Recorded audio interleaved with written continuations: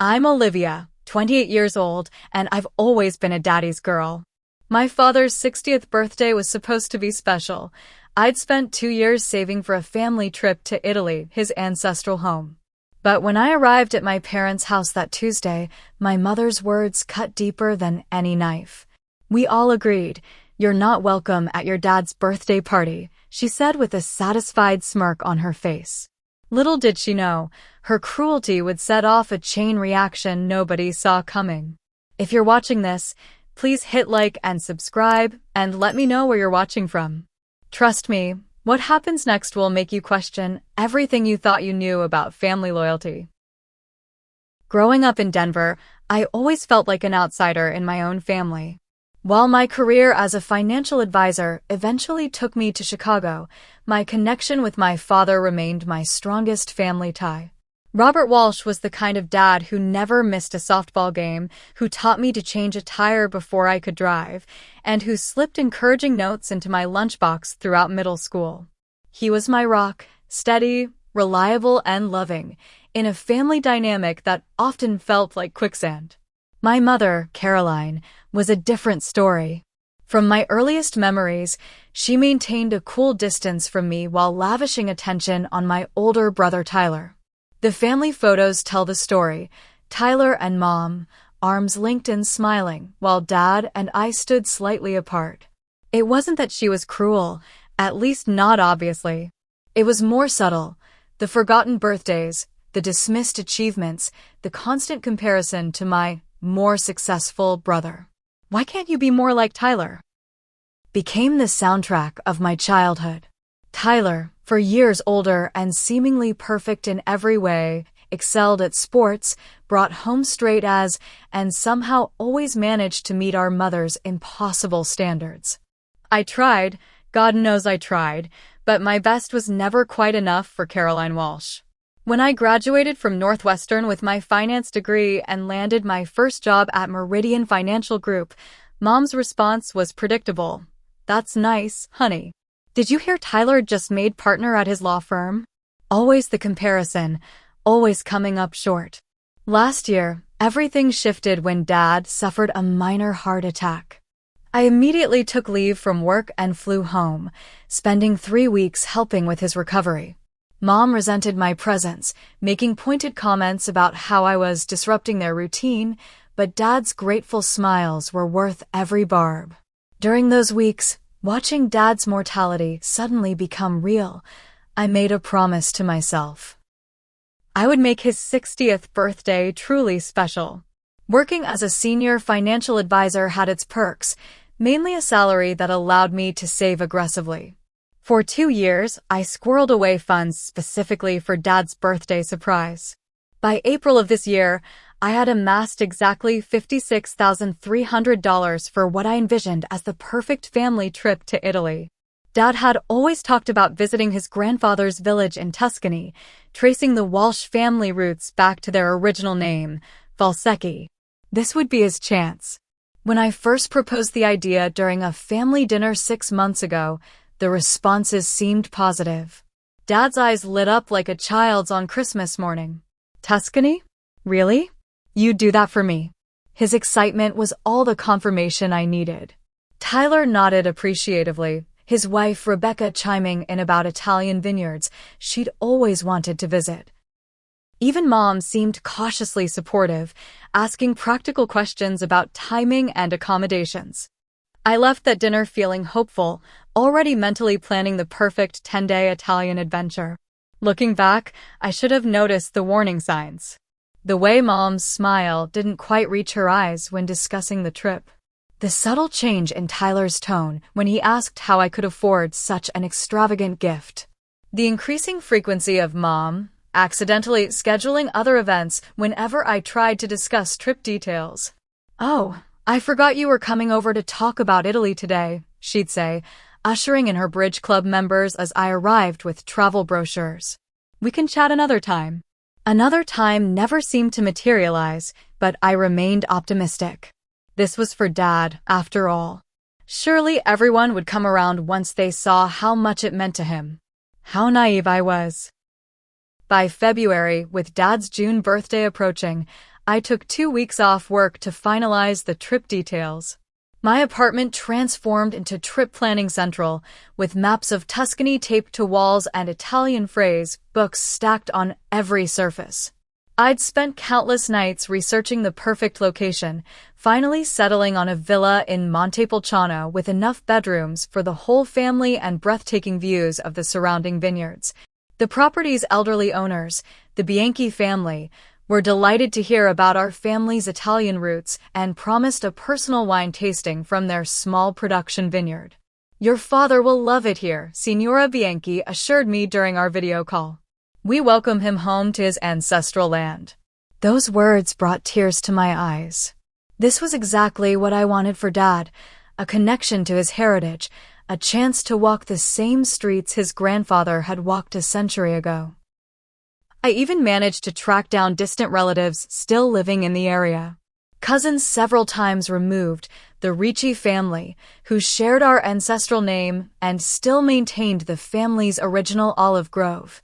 They sent photographs of ancient family records mentioning my great-great-grandfather's name before he emigrated to America. I imagined Dad's face when he met them, when he held those records in his hands, when he tasted olive oil produced from trees his ancestors had planted. Each detail I secured felt like another gift I could give him. I researched cooking classes where we could learn to make traditional pasta, arranged for a private tour of Sienna's medieval center, and even booked a day trip to Florence to see the art Dad had always admired from afar. Every confirmation email felt like another piece of a perfect puzzle falling into place. While my excitement grew, my family's enthusiasm seemed to wane. Mom began suggesting alternative celebrations during our weekly phone calls. "Your father might prefer something simple," she said one evening. "You know how he gets overwhelmed by too much fuss." This from the woman who had thrown herself elaborate birthday parties for decades. Dad was allegedly overwhelmed by a trip to Italy, but Mom wasn't overwhelmed by the 100-guest garden parties she threw herself each May. Tyler became increasingly difficult to reach. My texts about flight options went unanswered for days. When he did respond, his replies were perfunctory at best.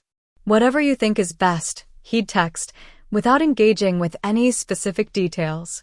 Rebecca, always the peacemaker, occasionally reached out with vague encouragement, but offered little practical input. "I'm sure whatever you plan will be lovely," became her standard response. Only Dad maintained genuine enthusiasm, asking questions about our itinerary and practicing Italian phrases with charming ineptitude. "Buongiorno, come stay," he'd greet me, his American accent mangling the vowels, but his eyes sparkling with anticipation. 3 months before the trip, Mom invited me to Sunday dinner. I arrived bearing gifts, a guidebook for Dad and Italian coffee for everyone. The atmosphere felt strange from the moment I walked in. Tyler and Rebecca were already there, huddled in conversation with Mom that abruptly halted when I entered the room. "We were just discussing summer plans," Mom said, not quite meeting my eyes. Throughout dinner, whenever I mentioned Italy, the conversation mysteriously shifted. Dad would begin asking questions, only to be interrupted by Mom offering more potatoes or Tyler suddenly remembering work anecdotes that couldn't wait. It felt coordinated, this conversational redirection, but I convinced myself I was being paranoid. After dessert, I stepped into the hallway to take a call from my boss. As I finished, I overheard Mom and Tyler in the kitchen, their voices just loud enough to carry. "She's completely taken over his birthday," Mom was saying. "As if she's the only one who knows what Robert wants." "I know," Tyler responded. "It's always been like this, Olivia and Dad in their own little world. We need to do something before she finalizes everything. Your father deserves a proper celebration, not some exhausting trip at his age." Their words froze me in place. The dismissal in their tones, the resentment. Was that how they saw my gift? As a selfish attempt to monopolize Dad? I drove home that night with a knot in my stomach, questioning everything. Was I pushing this trip for Dad, or for myself? Was I ignoring what he truly wanted? When Dad called the next morning specifically to ask about the cooking class I'd mentioned, his genuine excitement reassured me. This wasn't about me versus them. This was about giving Dad a dream he'd held onto for decades. With renewed determination, I continued planning, but the undercurrent of resistance from Mom and Tyler grew stronger. Each family interaction became increasingly tense, with passive-aggressive comments evolving into more direct opposition. Dad might be saying yes to spare your feelings, Tyler suggested during a rare phone conversation. You know how he hates disappointing people. The insinuation stung, that I somehow couldn't tell when my own father was being sincere. That I was bullying him into a trip he secretly dreaded. What hurt most was how they underestimated Dad in the process, treating him like a child who couldn't make his own decisions. My 60-year-old father, still working full-time as an engineering professor, suddenly needed protection from the burden of a family vacation. The tension built like pressure in a sealed container, with no release valve in sight. Something had to give. In early March, with airline tickets needing finalization, Mom texted asking me to come over to discuss birthday plans. Finally, I thought. Progress. Maybe they've accepted that this trip is happening and want to contribute ideas.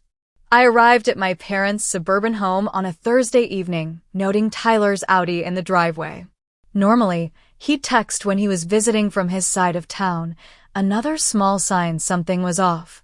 The familiar ranch-style house looked the same as always, but something felt different as I walked up the stone path to the front door. Inside, I found Mom, Tyler, and Rebecca seated in the living room, an impromptu family meeting already in progress. Their conversation halted abruptly when I entered, like a TV show paused mid-scene. The silence felt deliberate, weighted. "Where's Dad?" I asked, noticing his absence. "Thursday Golf League," Mom replied. "We thought it would be better to talk without him first." Red flag number 1. I took a seat on the edge of the sofa, suddenly feeling like a job applicant rather than a family member. Mom sat unnaturally straight in her armchair, hands folded in her lap like she was preparing to deliver rehearsed lines. "We've been thinking about your birthday plans for your father," she began, emphasizing the "your" in a way that immediately set me on edge. "While the trip idea is interesting, we think something local would be more appropriate." More appropriate? I repeated, the words feeling foreign in my mouth. "Yes," Tyler jumped in, lawyer mode activated. "We've discussed it extensively, and a local celebration makes more sense for everyone." "Everyone except Dad," I countered. "He's excited about Italy." Rebecca shifted uncomfortably on the couch, examining her manicure with sudden interest. "Your father is being polite," Mom said dismissively. "At his age, a transatlantic trip would be exhausting. We're thinking of hosting a garden party here instead." Family, friends, colleagues, people who truly matter to him. The implication that I somehow didn't fall into that category wasn't lost on me. "I've already put deposits down on accommodations," I explained, trying to keep my voice level. "The villa, the tours, everything." Dad's been practicing Italian for months. "Financial concerns shouldn't dictate what's best for Dad," Tyler said, his tone condescending. "If you're worried about losing money on deposits, I'm sure we can work something out." The insinuation that my concerns were merely financial, rather than about Dad's wishes, sent a surge of anger through me. 2 years of careful saving and planning dismissed in a single sentence. "This isn't about money," I insisted. "It's about what Dad wants." "Have any of you actually asked him?" "We know what's best for your father," Mom said firmly.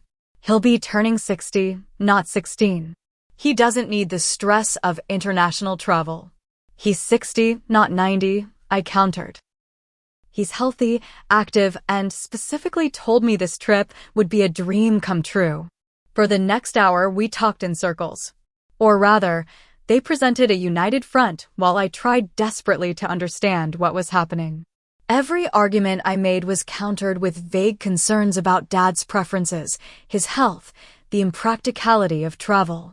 Not once did anyone acknowledge his expressed enthusiasm for the trip.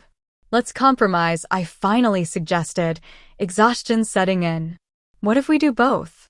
A party here before we leave, then the trip for immediate family only. The glance exchange between Mom and Tyler spoke volumes. They had no intention of compromising. We'll think about it, Mom conceded, though her tone suggested otherwise. We should include your father in the next discussion. I left feeling disoriented, like I'd walked into a play midway through and didn't know my lines. In the driveway, Tyler caught up to me. Liv, he said, using my childhood nickname for the first time in years. Try to see this from Mom's perspective. She wants to host Dad's milestone birthday. It's important to her. And Italy is important to Dad, I replied. Why does her want outweigh his? Tyler sighed, running a hand through his perfectly styled hair. Just consider the party idea, okay? For family harmony. I nodded noncommittally and drove home, trying to make sense of what had just happened. Had I somehow missed years of Dad expressing a secret hatred for travel? Was there a health concern no one was sharing with me? Nothing added up. That night, I called Dad directly, something I rarely did. Our conversations usually happened when I called the house phone and he answered, or during my visits home. One-on-one calls weren't our norm, which made this one significant. Everything okay, sweetheart? He asked, immediately concerned by the unusual call. I'm just checking in about the Italy plans, I said carefully. Are you still excited about the trip? His voice immediately brightened. Are you kidding? I've been boring my colleagues with Tuscany facts for months. Professor Williams in engineering is threatening to move offices if I show him one more picture of Italian vineyards. The genuine enthusiasm in his voice confirmed what I already knew. This wasn't a case of Dad being polite. This was something he truly wanted. Some people seem to think it might be too much for you, I ventured. Too much. He laughed. Olivia, I climb the campus stairs 20 times a day. My doctor says I'm in better shape than most 40-year-olds. Who thinks Italy would be too much? I hesitated, reluctant to create family drama. Just concerns I've heard. Well, tell whoever's concerned that this old man can handle a little pasta and wine in the Italian countryside. We chatted a bit longer before hanging up, his excitement reinforcing my determination. The trip was happening, regardless of mysterious family resistance. The next morning, I received a text from Mom. We've all discussed it further. The local party plan is moving forward. We can talk about your trip idea later. Your trip idea. As if Italy had been reduced to my personal fantasy rather than Dad's long-held dream. I tried calling multiple times over the next few days, but my calls went straight to voicemail. Texts received brief, non-committal responses. The silent treatment, Mom's favorite tactic when she wasn't getting her way. A week of silence followed, during which I wavered between anger and self-doubt. Was I being stubborn? Missing something crucial? I reached out to Dad again, but his responses were suddenly vague and distracted. Something had changed. With the final payment deadline for the villa approaching, I needed clarity. What I got instead was the beginning of the end. After a week of unanswered calls and vague text messages, I decided to stop by my parents' house unannounced. It was a Saturday afternoon in late March, the kind of early spring day that teases summer warmth before plunging back into winter chill. I brought Italian pastries from a local bakery, a peace offering and a subtle reminder of the trip's purpose. As I turned onto my parents' street, I immediately noticed something unusual. Cars lined both sides of the normally quiet road. My stomach tightened as I recognized my Aunt Susan's Volvo, Uncle Patrick's pickup truck, and at least a dozen other vehicles belonging to extended family and family friends. I parked a block away and walked slowly toward the house, pastry box clutched in increasingly sweaty hands. Through the large front windows, I could see movement, people milling about the living room, gathered in conversation clusters. No one had mentioned a family gathering to me. For a moment, I considered leaving. Whatever was happening inside, I clearly hadn't been invited. But the thought of running away made something harden inside me. This was my family too. I deserved answers. I knocked on the front door rather than using my key, suddenly feeling like a visitor rather than a daughter. My cousin Ashley opened it, her smile faltering when she saw me. Olivia. I didn't know you were coming. Apparently not, I said, keeping my voice neutral as I stepped past her into the entryway. The living and dining rooms had been transformed into Party Central.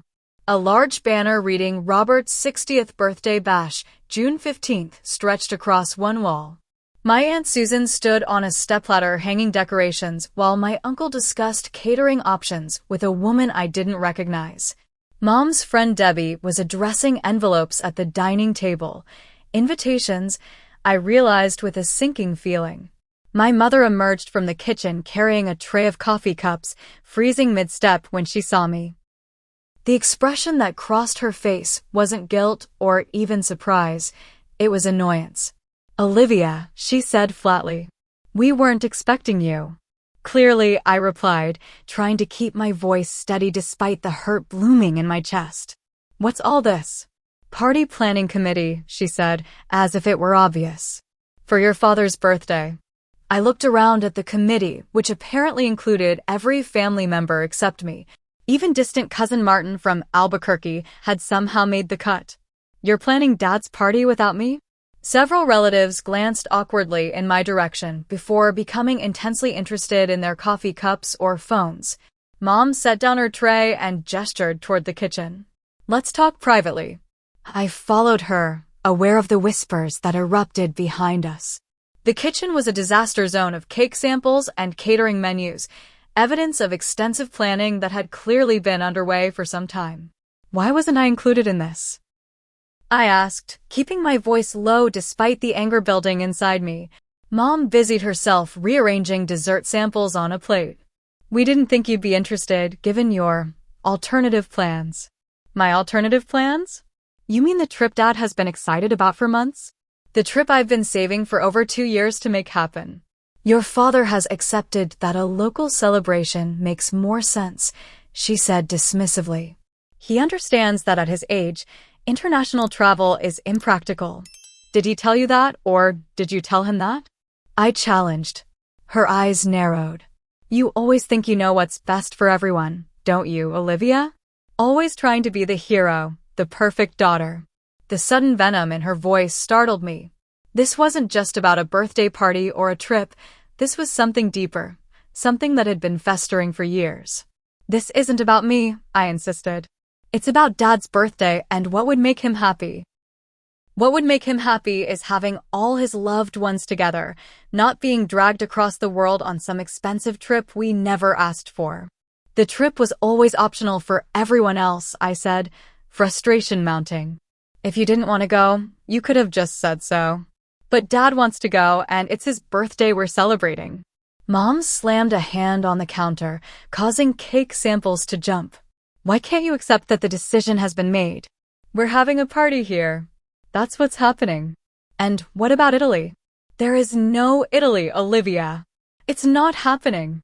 Her voice had risen enough that conversations in the next room halted.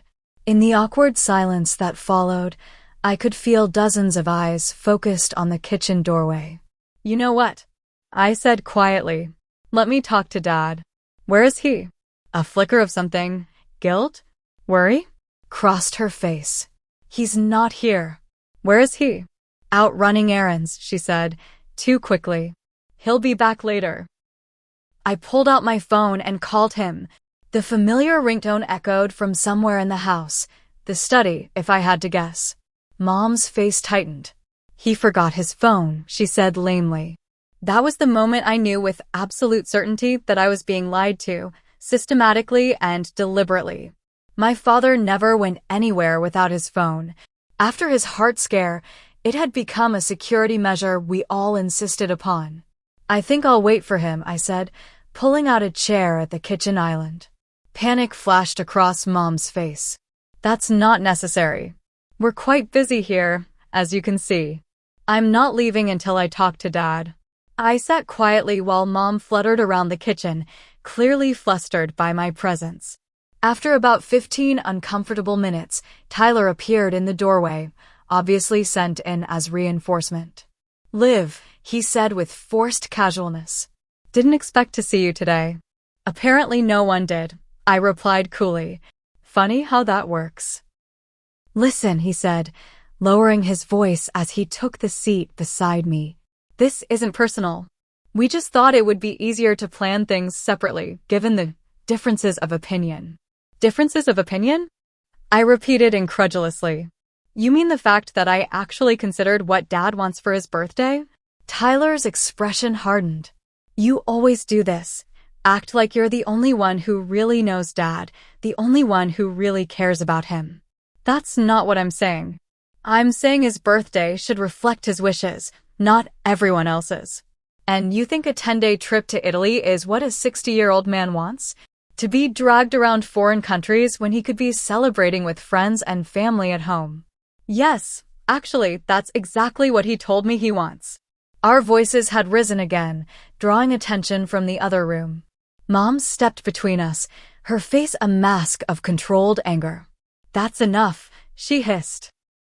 "You're ruining everything, as usual." Something in me snapped. Years of being the family outsider, of having my feelings dismissed, of being treated as an afterthought, it all culminated in this moment of crystal clarity. "As usual?" I echoed, standing up. "You know what? I want to know exactly what's going on here. Why am I being excluded from Dad's birthday planning? Why is everyone acting like I've committed some terrible offense by trying to give him a meaningful gift? What exactly is happening here?" The kitchen had filled with onlookers, aunts, uncles, cousins, all watching the drama unfold with uncomfortable fascination. Mom looked at their faces, then back at me, something shifting in her expression. The polite mask dropped, revealing something ugly underneath. "You want to know what's happening?" she asked, her voice dangerously quiet. "Fine. We all agreed. You're not welcome at your dad's birthday party." The words hung in the air like poison gas. Several relatives gasped. Someone, Aunt Susan, I think, murmured Caroline, in shocked disapproval. But it was the smirk that appeared on my mother's face that truly broke something inside me, the satisfied curl of her lips as she finally said out loud what she'd apparently been thinking for weeks, maybe years. I stared at her, this woman who had given birth to me, trying to reconcile her cruelty with the concept of maternal love I'd always hoped for but never quite experienced. "Good to know," I said finally, my voice eerily calm even to my own ears. Without another word, I walked out of the kitchen, through the living room full of staring relatives, and out the front door. No one tried to stop me. No one called after me. The silence was confirmation enough. This wasn't just Mom's doing. Somehow, I had become the family pariah, and no one was willing to stand up for me. In my car, hands shaking on the steering wheel, I made 3 phone calls in rapid succession. First, to the villa owners in Montepulciano, canceling our reservation. Second, to the travel agency handling our flights and tours, canceling everything. Third, to my bank, transferring the entire $56,300 from the dedicated vacation account back to my personal savings. With each cancellation, each transfer, I felt a strange mix of grief and liberation. The dream I'd held for Dad was dying, but something else was being born, a realization that I deserved better than this, better than being the family scapegoat. As I drove away from my childhood home, I sent one final text to my father.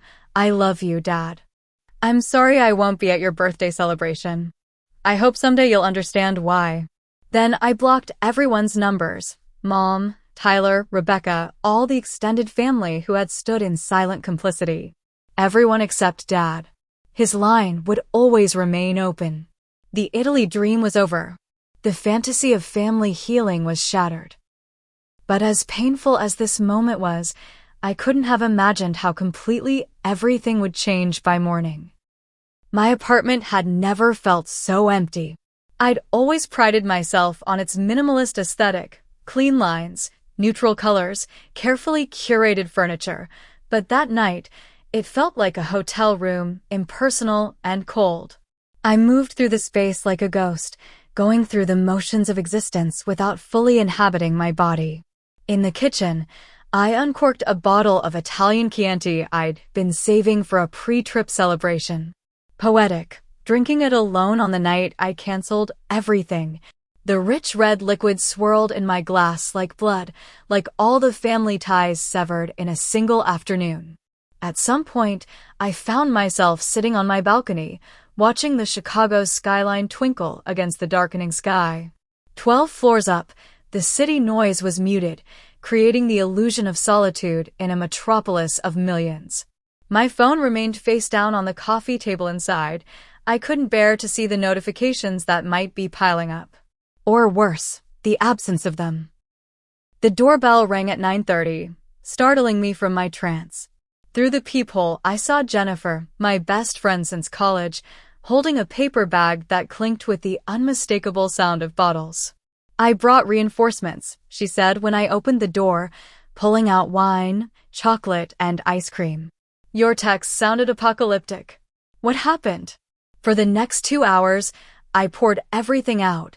The months of planning, the growing resistance, the ambush party planning, and finally, my mother's devastating declaration. Jennifer listened without interruption, her expression shifting from concern to outrage. "That's seriously messed up," she said finally, refilling our glasses. "I always knew your mom was difficult, but this is next level." "The worst part is that Dad doesn't even know," I said, the wine loosening the knot of emotion in my chest. "They've been making decisions about his birthday, excluding me, all while pretending it's what he wants." "Have you tried calling him directly? On his work phone, maybe?" I shook my head. "I don't want to put him in the middle. If Mom's capable of this level of manipulation, who knows what she'd do if I interfered with her plans." "So what now?" Jennifer asked gently. "You've canceled everything?" "Everything. The villa, the flights, the private tours, the cooking class, all of it." The reality of it hit me anew with each item I listed. 2 years of planning, gone in 3 phone calls. Jennifer was quiet for a moment, twirling her wine glass thoughtfully. "What if you still went?" "What?" "To Italy. What if you still went? Not for your dad's birthday, but for yourself." The idea seemed so foreign, so selfish, that I almost dismissed it immediately. But something about it caught in my mind, a tiny spark of possibility. "I don't know," I said slowly. "The whole point was to give Dad this experience. And that was incredibly generous," Jennifer affirmed. "But maybe this is the universe telling you to do something for yourself for once." "When was your last real vacation? One that wasn't about work or family obligations?" I couldn't remember. Maybe that girls' weekend in Nashville 3 years ago? Even that had been cut short by a work emergency. "You've been saving for 2 years, Jennifer continued. "The money's there. You clearly need a break from your family drama. Why not use this opportunity to take care of yourself for once?"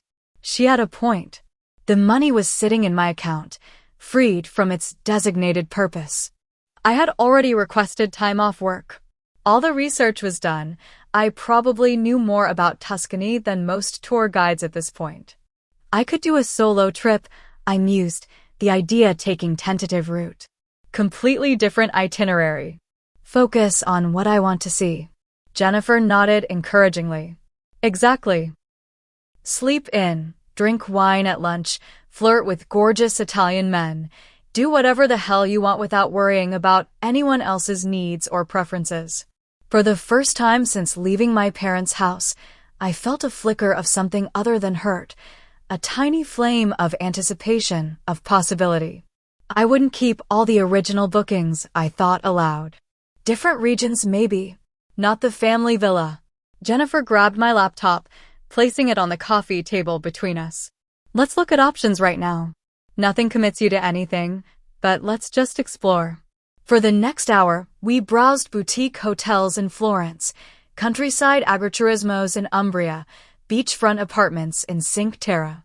With each search, each virtual tour, the idea became less theoretical, more tangible. "This one," I said finally, pointing to a restored medieval tower in a small hilltop town. It's completely different from anything I'd planned for the family trip. Just one bedroom, private terrace with a view of the valley. Jennifer grinned. Book it. Right now. Before you overthink it.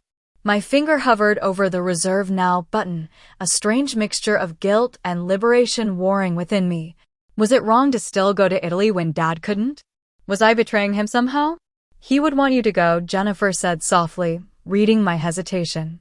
From everything you've told me about your dad over the years, he would absolutely want you to take this trip for yourself. She was right.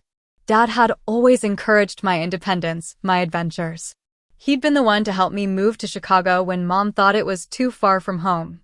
He'd supported my solo backpacking trip through the Pacific Northwest after college when Mom insisted it was too dangerous for a young woman alone. With sudden clarity, I pressed the button. Confirmation email received. First concrete step toward reclaiming this journey as my own. We spent another hour booking flights, direct to Rome, no layovers, researching car rentals, small enough for narrow Italian roads, big enough for my luggage, and plotting a preliminary itinerary that was completely different from the family plan. By midnight, Operation Solo Italy was officially underway. Jennifer left around 1, after extracting a promise that I would keep her updated on all developments. For the first time that day, I felt something like peace as I prepared for bed. The hurt was still there, the rejection still raw, but alongside it was a new determination. This family crisis wouldn't define me. I would rewrite this narrative on my own terms.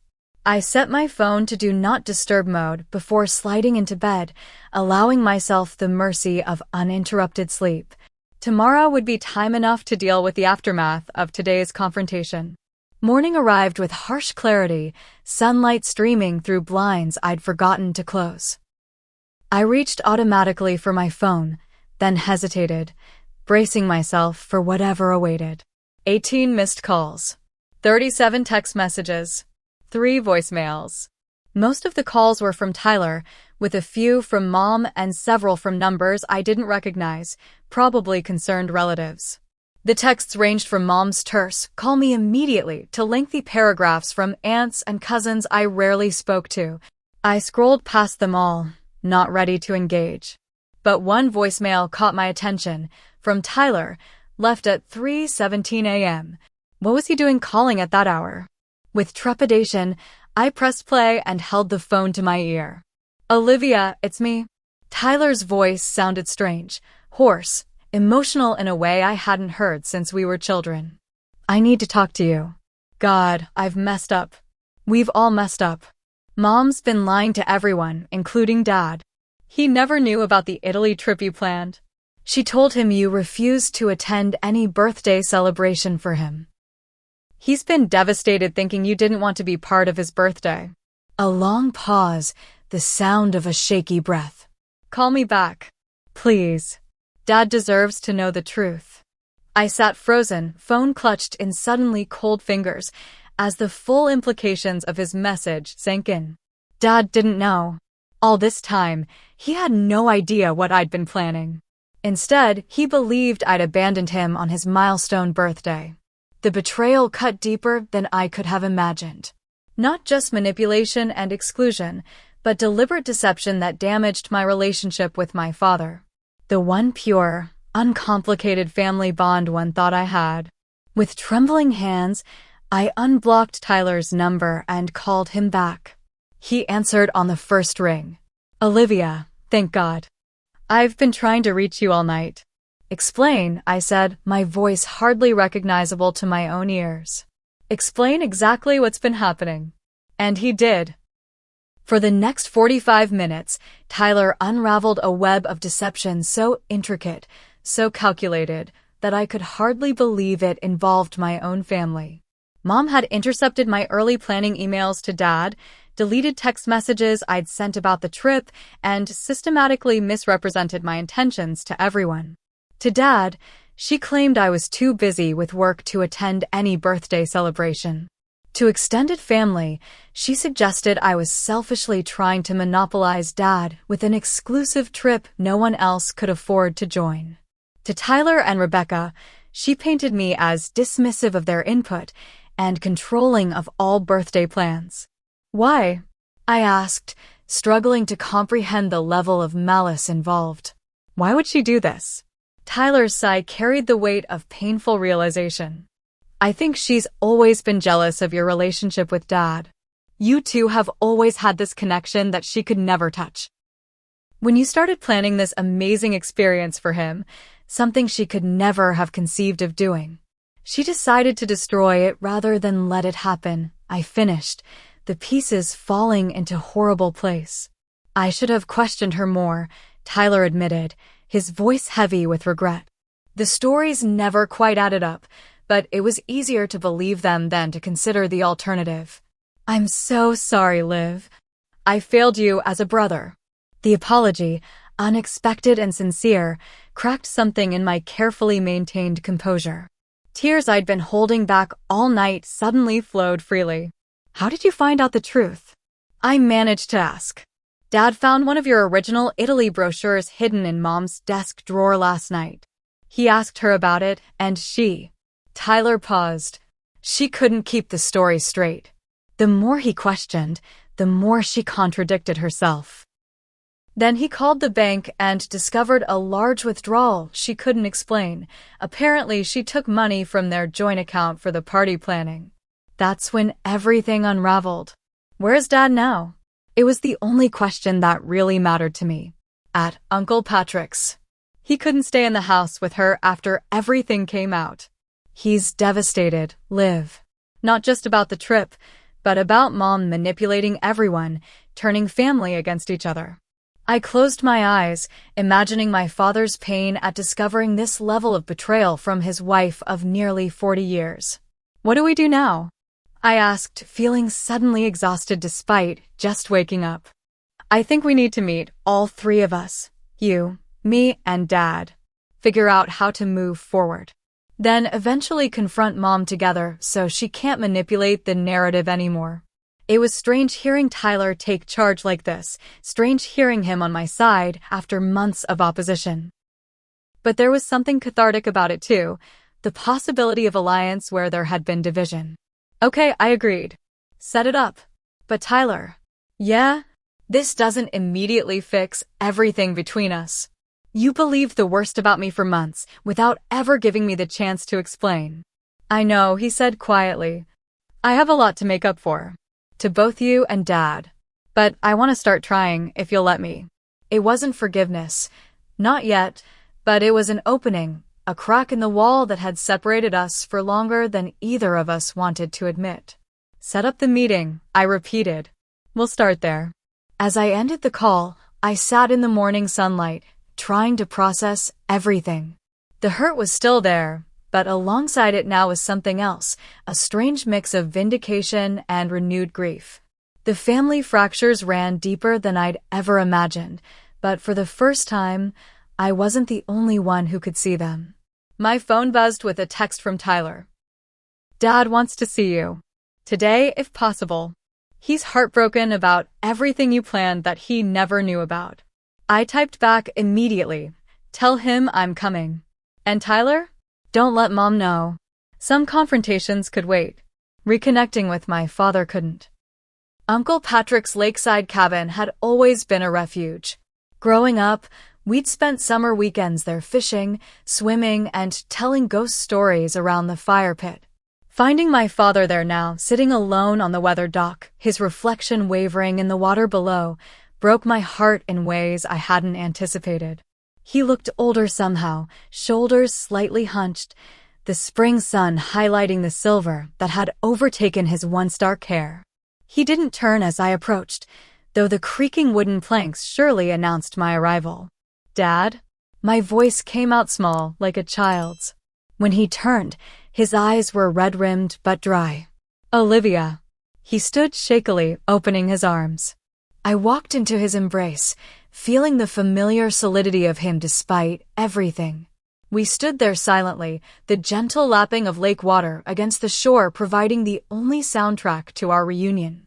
Tyler told me everything, he said finally, his voice rough with emotion. About Italy. About what you planned for my birthday. I wanted it to be perfect, I whispered against his shoulder. Your ancestral village, the family records, the villa overlooking the vineyards. He tightened his hold. It would have been the most thoughtful gift anyone's ever tried to give me. We moved to the wooden bench at the end of the dock, sitting side by side as we had countless times before. For several minutes, we just watched the water, the comfortable silence that had always existed between us gradually returning. I need to understand what happened, I said eventually. Why Mom would do this? Dad sighed heavily, running a hand over his face. Your mother has always been complicated, insecure in ways that weren't always visible to others. But this level of deception? Turning the whole family against me. I think it started small, he said slowly, choosing his words with care. A little resentment about your close relationship with me, a little jealousy about your financial success.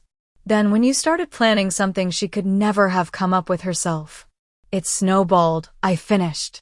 Your mother needs to be needed, Dad continued. She needs to be the center of the family universe. Your independence has always threatened that somehow. The explanation made a certain kind of sense, but it didn't excuse the hurt, the deliberate cruelty. Tyler mentioned Mom told you I refused to attend your birthday celebration, I said carefully. Did you believe her?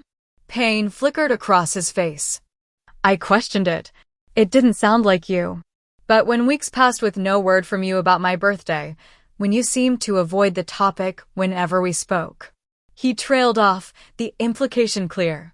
In the absence of truth, doubt had crept in. She intercepted my messages to you, I said, the realization still fresh and painful. Deleted emails, hid brochures. I thought you knew about Italy all along. I didn't, he said simply. Not until I found this. From his jacket pocket, he pulled a folded pamphlet, one of the many Italy brochures I'd brought to family gatherings. This one detailed the Tuscan cooking class I'd booked, featuring smiling participants making pasta by hand. It fell out of a book in your mother's nightstand when I was looking for reading glasses. When I asked her about it, her story kept changing. First, she said you'd considered Italy but abandoned the idea. Then that you'd planned it without consulting anyone. Then that you'd demanded everyone pay their own way for an extravagant trip no one could afford. None of that was true, I said quietly. I know that now. He folded the brochure carefully, returning it to his pocket. The more she talked, the more obvious it became that something was wrong. I called the bank about some unusual withdrawals, and the manager mentioned your large transfers from yesterday, canceling everything. I nodded, remembering the grim satisfaction of reclaiming the money I'd saved so carefully. Tyler showed up during the discussion. That followed. Dad continued. Your mother tried to maintain her version of events, but by then I knew enough to question everything. Tyler finally broke down and admitted what he knew, how your mother had been systematically turning everyone against you, how she'd organized this elaborate party planning committee specifically to exclude you. And the part about not being welcome at your birthday party? I asked, the words still bitter in my mouth. Dad's expression darkened. Tyler told me. I still can't believe your mother would say that to you. To anyone, but especially to her own daughter. The validation of my hurt, the acknowledgement of the cruelty I'd experienced, loosened something tight in my chest. For months, I'd questioned my own perceptions, wondered if I was overreacting. Hearing my father confirm the wrongness of it all was unexpectedly healing. I left her at the house last night, Dad said after a moment. Told her I needed space to think. Patrick's always kept a key under the flower pot for me, fishing trips and all that. Came out here to clear my head, figure out what happens next. What has happened next? I asked. I honestly don't know, sweetheart. For the first time, I heard the full weight of his pain. 40 years of marriage, and I feel like I never really knew her. The level of manipulation, the deliberate cruelty toward you, it's shaken everything I thought I understood about our life together. The implication hung in the air between us, that this revelation might be the end of my parents' marriage. As hurt as I was, the thought brought no satisfaction, only a deep sadness for my father's pain. I'm so sorry, I said, not sure what exactly I was apologizing for: the situation, the revelations, the difficult road ahead. Dad squeezed my hand. None of this is your fault, Olivia. Never think that. A car door slammed in the distance, and soon Tyler appeared at the top of the path leading to the dock. He approached hesitantly, looking between us with uncertainty. Is this a private conversation, or can anyone join? Dad patted the space beside him. We were just getting to the part where we figure out what to do about your mother. Tyler sat, completing our unlikely trio. I've been thinking about that. I think we need to confront her together, present a united front so she can't continue manipulating the narrative. Agreed, I said. But what's the goal of the confrontation? Reconciliation? Consequences? Understanding? All of the above, Dad said firmly. I need to understand how deep this goes, how long she's been turning my children against each other. You both deserve accountability for how she's treated you. And yes, eventually, there needs to be a path towards some kind of healing, though what that looks like, I don't know yet. We should talk to Rebecca, too, Tyler added. She suspected something was off for weeks, but couldn't quite put her finger on it. Mom's been feeding her a different version of events than the one she told me. Divide and conquer, I murmured. Classic manipulation tactic. We spent the next hour comparing notes, filling in gaps in each other's understanding of the past few months. The picture that emerged was disturbing, a systematic campaign by my mother to isolate me from family events, while positioning herself as the victim of my supposed selfishness. I can't believe I fell for it, Tyler said, shaking his head. Looking back, the inconsistencies were so obvious. She's had decades of practice, Dad said quietly. Don't be too hard on yourself. As our conversation wound down, practical matters arose. The birthday was still 2 months away. The party planning was well underway. And most importantly, my father's long-held dream of visiting his ancestral village remained unfulfilled. What about Italy? Tyler asked eventually. Is it too late to salvage any of it? I hesitated. I canceled everything yesterday. The villa, the flights, the private tours, all gone. But you could rebook something similar, couldn't you? Dad asked, a hint of his old enthusiasm returning. Maybe not the exact same accommodations, but the same experience? I suppose I could, I said slowly. But it would be different now. Smaller scale, maybe just you and Dad? Tyler suggested. That might be for the best, honestly. A father-daughter trip, focused on what matters most, connecting with the family history. The suggestion surprised me, both its content and its source. The Tyler of 2 days ago would never have proposed excluding himself from such a significant family event. You wouldn't mind? I asked carefully. He shook his head. This was always about Dad experiencing his heritage. The family dynamics got in the way of that.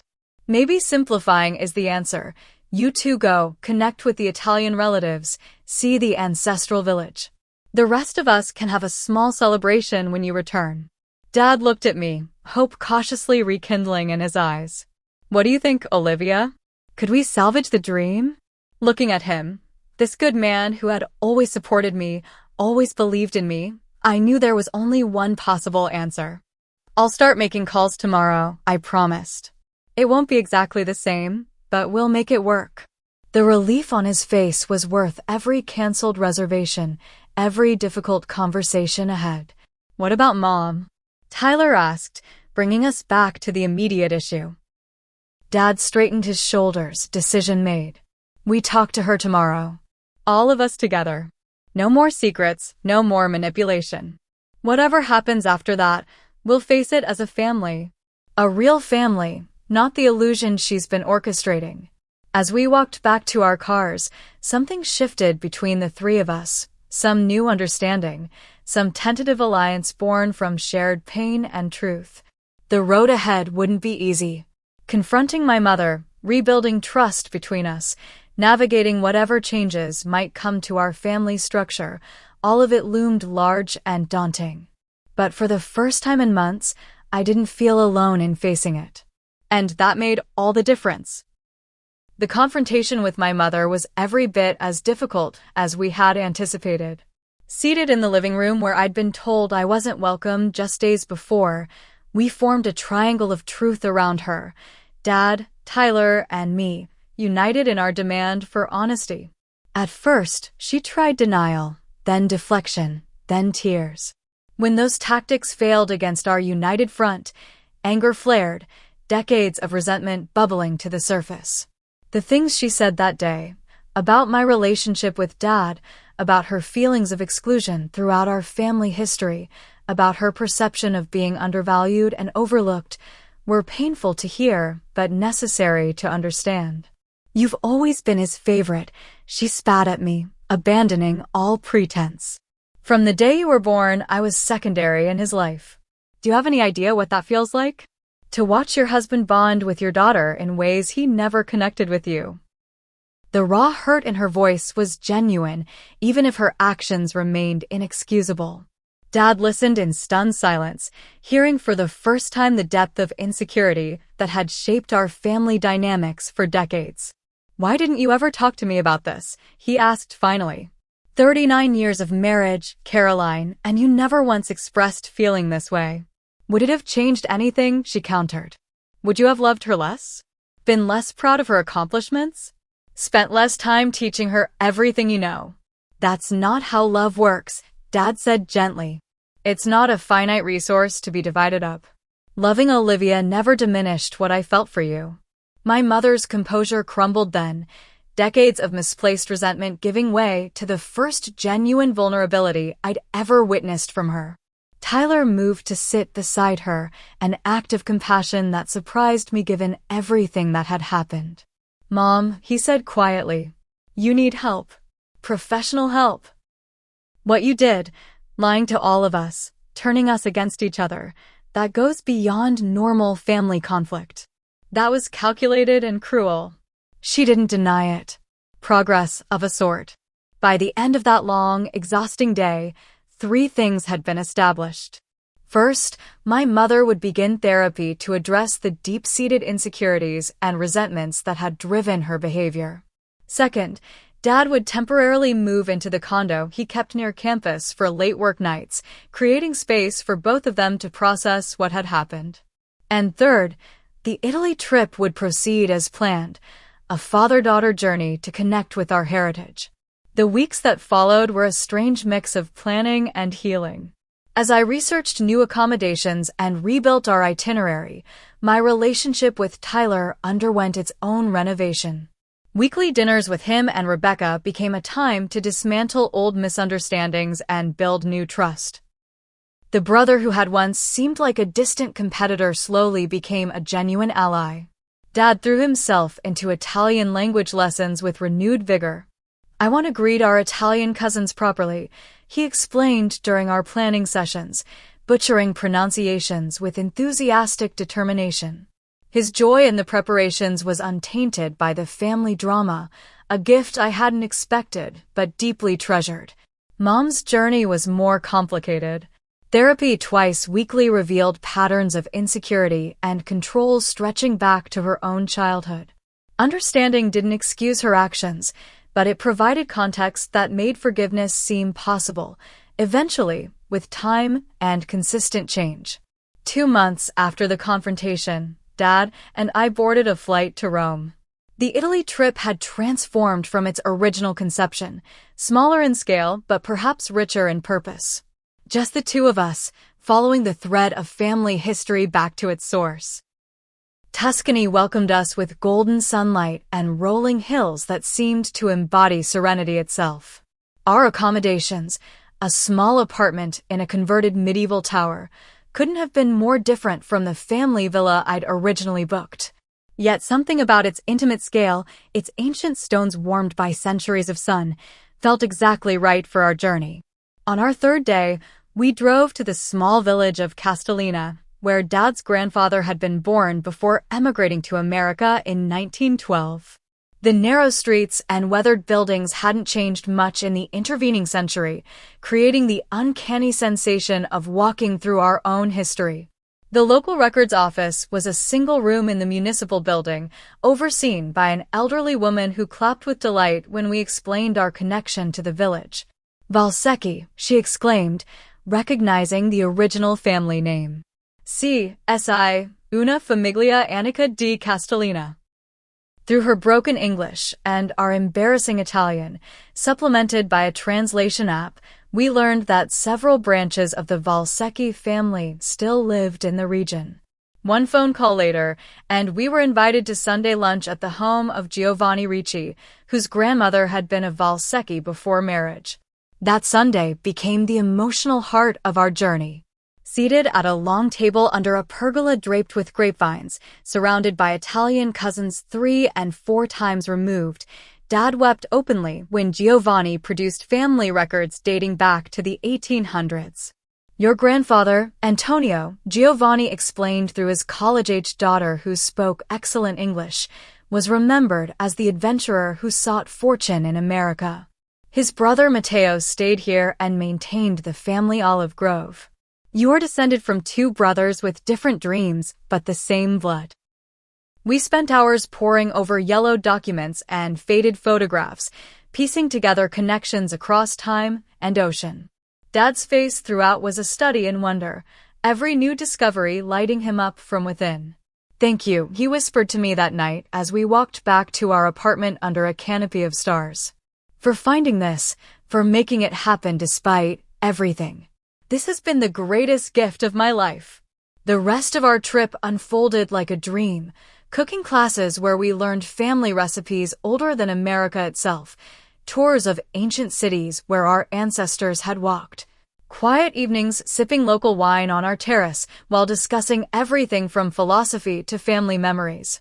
Free from the tensions that had defined our family dynamic for so long, Dad and I discovered new dimensions to our relationship, deeper conversations than had ever been possible at home. We returned to America changed, connected not just to our ancestral past, but to a new understanding of what family could mean when built on honesty and mutual respect. The homecoming was both easier and harder than anticipated. Mom met us at the airport, her usual polished exterior softened by 2 months of therapy and reflection. The hug she gave me was tentative but genuine, perhaps the first authentic embrace we'd shared in my adult life. I'd like to hear about your trip, she said as we walked to the parking garage. If you're willing to share it with me. It was a small olive branch, offered with unprecedented humility. I accepted it with cautious optimism. The family birthday dinner that followed a week later was modest compared to the elaborate party originally planned. Just the 5 of us, Dad, Mom, Tyler, Rebecca, and me at Dad's favorite steakhouse. No banners, no extended family, no performance of perfect family harmony. Instead, something more valuable. Honest conversation, careful listening, and the first fragile shoots of healing. Over the following year, our family landscape continued to shift and settle into new patterns. Mom and Dad eventually reunited under one roof, their marriage fundamentally altered, but perhaps stronger for having survived its greatest test. Weekly family therapy sessions became monthly, then quarterly as new communication patterns took root. My relationship with Mom would never be simple or entirely comfortable, but it became something I hadn't expected, authentic.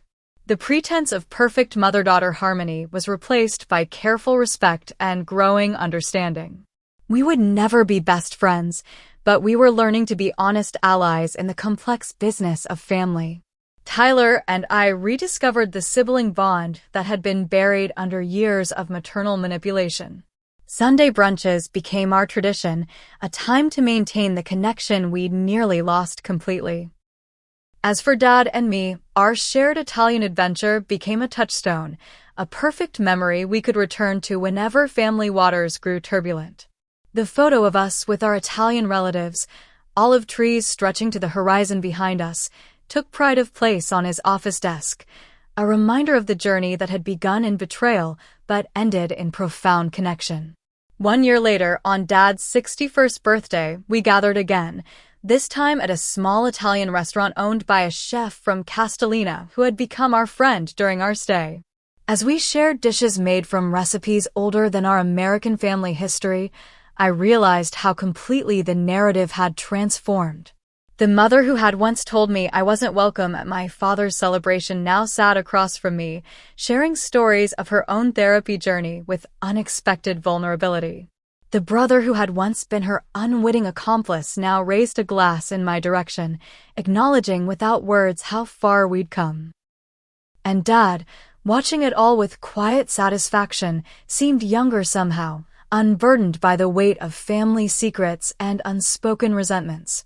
A toast, he said, lifting his glass of Chianti. To truth, to healing, and to the understanding that family isn't something we're given.